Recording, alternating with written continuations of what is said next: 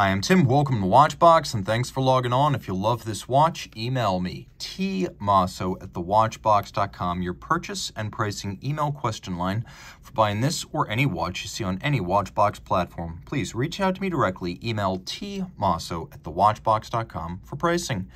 Today, we discuss a legend built from the 2008 to 2009 model year, effectively for 1 year, spanning 2 calendar years. This is the short-lived Patek Philippe 5070P-001. It is the rarest of the 4 primary precious metals in which the 5070 was manufactured, and total population of these in the world is believed to be between 200 and 250.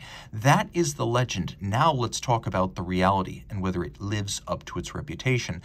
As originally launched in yellow gold for 1998, the 5070 was huge, inspired by the historic 2512 quasi-pilot's watch in the Patek Philippe Museum. The 42mm diameter case was huge for a dress chronograph back in 1998.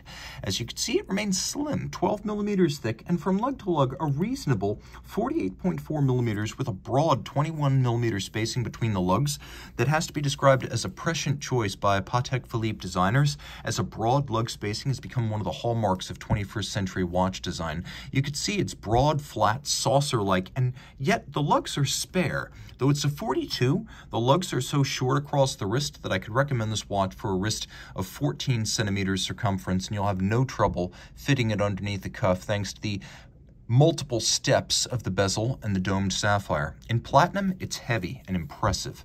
You can see there's a little diamond, brilliant cut top Vesselton diamond between the lugs. That is the symbol of a modern platinum Patek. That's the little nod in the wink, so you know. Here we have a brand new Patek Philippe factory strap, calfskin on the bottom, pull tab spring bars so you can remove the strap without tools, large rectangular scale alligator leather on the top, and you can see this is a black strap with a matte finish, a little bit of bolstering, and a sheer cut side. There is a lightly contrasting anthracite stitch, and the watch includes a Calatrava cross buckle atop a matching platinum folding clasp from Patek Philippe. Rolling around to the case, the lugs are spare. They turn almost 90 degrees down from the case band, so the watch wears well in spite of its large size. You can see that the fluting of the lugs remains crisp. This is something I always look at with 5070s in any metal, because that's usually the first thing that goes when these are excessively refinished. So you can see the fluting is still distinct. This watch may have been refinished once in its life, but you can see that the lugs are symmetrical, full, the fluting is distinct and pronounced at all 4 corners. It's a very well-preserved example of the watch. You can also see that it was no small matter to make this case, as the lugs break sharply from the case band, and this is a Patek Philippe made case. You can see the maker's mark right there. So by the time this watch was made, Patek was making welded lug cases in platinum, and all I mean by that is this is an old-fashioned way of making a case with slots in the side, inserting the lugs as separate pieces, welding them on, and then removing evidence of the weld to get that sharp break between the surfaces. You then hand finish to remove any lumpiness from the weld. It's a very labor-intensive way of making a watch case. We have historically inspired rectangular pushers. We have a crown with the Calatrava cross. There's a little curve for cutaway behind the crown so you can dig your nail in more easily. And then we have a dramatically stepped pagoda-like bezel. And the whole point of this is to try to disguise the disparity between the size of the movement and the size of the case. You can see the counters for seconds and minutes are actually quite close together. And then we have a number of concentric tracks. And that helps to fill out this large case, in spite of the fact that the movement underlying it, which is based on the Lemania-2310, is not that large. So you have those concentric tracks on the dial, and then you have those multiple shallow steps on the bezel, and together they perform a little bit of a trick of the eye. You can see we have white gold hands and numerals on the dial, and you know they're white gold because they're visibly a little warmer in tone than the platinum case. We have a lovely blue sunburst. We have sunken registers, and then within each of those, a light concentric pattern. The seconds hand for the chronograph is a lighter matte finish than the rest of the dial, so it stands out. It's more pronounced and easier to read. You could see as the watch rolls through 60 seconds that this is a semi-instantaneous jump caliber with a nice refined action at the turnover. We also have a Tachymeter Scale, if you desire it, so you can use the chronograph seconds hand to gauge the speed of, say, a race car over a kilometer. Now we have a long seconds hand on a big dial, and the movement beats at 18,000 vibrations per hour, so we get a nice slow chugging pocket watch-like progression across the dial face. The watch has wonderful column wheel feel. The movement, of course, Lemania-based but extensively Patek modified, has a capped column wheel in the Geneva fashion. Almost everything that we call finishing today has roots in functional requirements. Anglage once rounded off the edge of bridges so that, for example, an errant hit from a watchmaker's screwdriver wouldn't break off a fragment that could get enmeshed in the gears.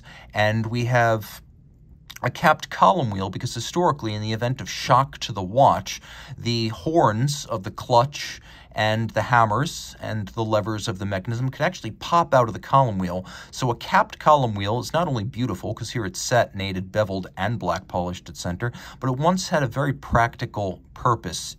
We do have a very traditional layout with the combination of the column wheel for crisp feel and the lateral clutch, which is traditionally beautiful. Now at Patek Philippe, higher level watchmakers work on lateral clutches because they're more difficult to assemble and tune. It's not simply a matter of putting the pieces together like Legos as with a vertical clutch. So while a vertical clutch is in theory more advanced, this is more beautiful, more pleasing, more expensive, and when the time comes, serviced by a higher level watchmaker than a vertical clutch.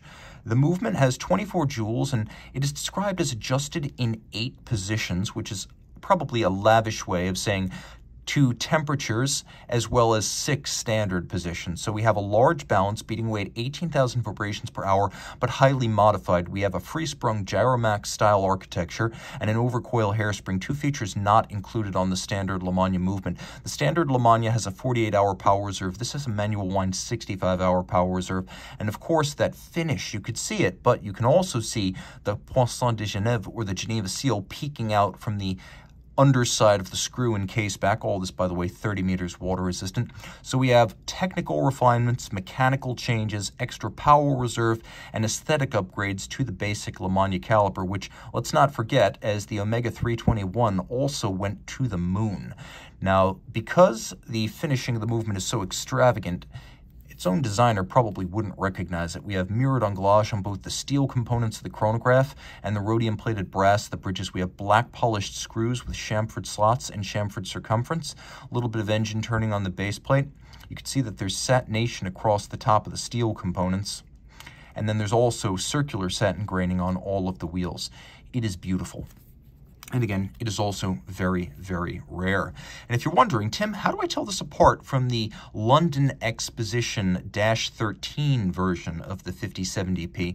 The best way to tell is the font of the numerals on the sub-registers. They're distinctly different when viewed up close.